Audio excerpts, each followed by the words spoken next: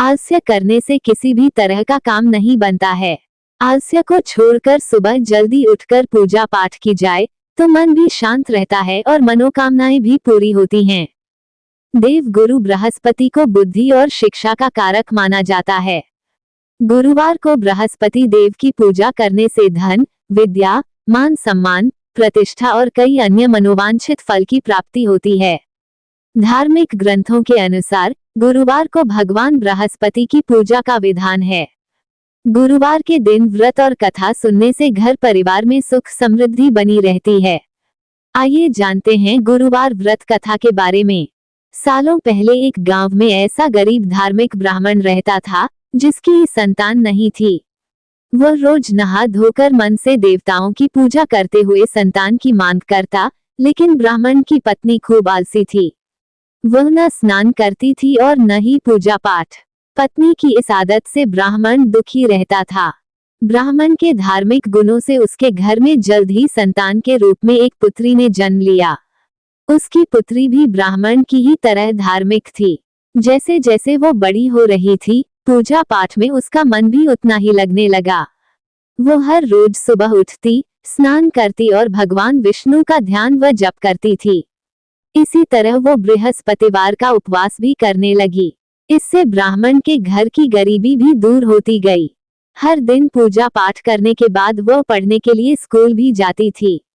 School जाते समय वह अपनी हाथों की मुट्ठियों में जौ भरकर स्कूल के रास्ते में गिराती थी। जब वह स्कूल से वापस घर के लिए आती तो गिराए गए जौ के दाने सोने में बदल जाते थे, जिन्हें उठाकर वह घर लेकर चली आती थी। एक दिन ब्राह्मण की बेटी सोने के जौ सूप से साफ कर रही थी। तभी वहां आकर उसकी मां ने कहा, बेटी, सोने के जौ को साफ करने के लिए सोने का सूप होना चाहिए। ब्राह्मण की बेटी को मां की बात एकदम सही लगी।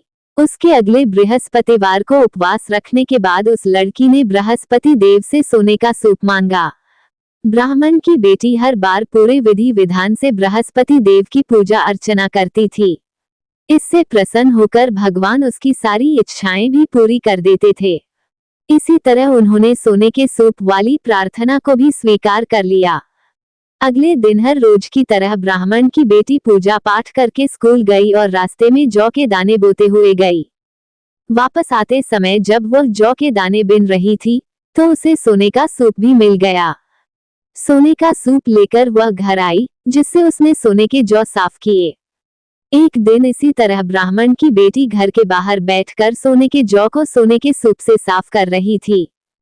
तभी उसके घर के सामने से एक राजकुमार गुजर रहा था।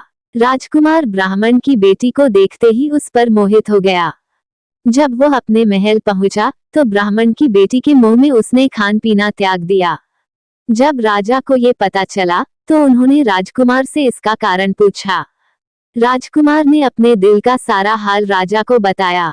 अगले ही दिन राजा अपने मंत्री के साथ ब्राह्मण के घर गया और ब्राह्मण के सामने उसकी बेटी का विवाह अपने राजकुमार से करवाने का प्रस्ताव रखा। राजा का प्रस्ताव सुनकर ब्राह्मण काफी खुश हो गया। उसने तुरंत ही विवाह करने के लिए हाँ कर दी। कुछ ही दिनों में राजकुमार और ब्राह्मण की बेटी की शादी हो गई। इधर ब्राह्मण की बेटी शादी होने के बाद अपने ससुराल चली गई। उधर ब्राह्मण फिर से गरीब होने लगा। उसके बुरे दिन दोबारा वापस आ गए। एक दिन ब्राह्मण अपनी बेटी से मिलने के लिए उसके ससुराल गया। पिता की हालत देखकर उसने बहुत सारा धन देकर ब्राह्मण को विदा किया।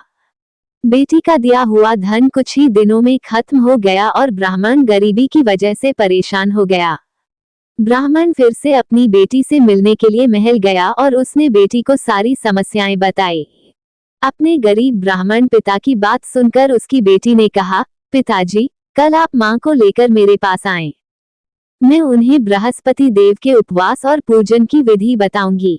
इसे करने से सारी समस्याएं दूर हो जाएंगी। ब्राह्मण ने ऐसा ही किया। अगले दिन वह अपनी पत्नी को लेकर महल में बेटी से मिलने के लिए गया।